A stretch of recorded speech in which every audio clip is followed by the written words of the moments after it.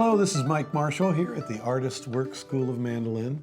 I wanted to share an exclusive tip with you today that I feel is pretty important to finding success with your mandolin playing.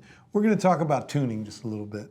Now, many of us use these wonderful electronic tuners, which give us a very nice A, give us any note we want. We tune all of our open strings to them.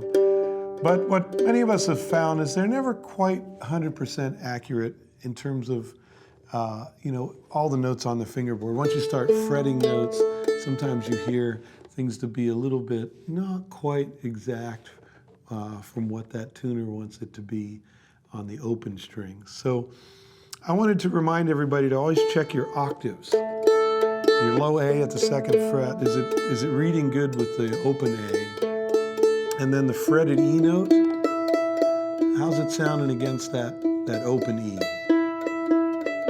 You might have to temper it just a little bit to get that to sound real nice. And then you can check these other octaves where you fret this A at the 5th fret and check it against that open A string there. Do the same with the D.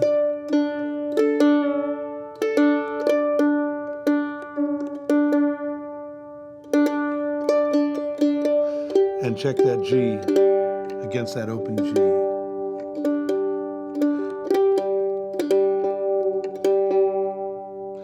And you may find that your mandolin just sounds a little bit better when you get your ear really involved in that tuning process as opposed to tuning with our eyes, Sometimes the tuners are pretty good for the open strings, but once you start fretting, you need to temper it ever so slightly.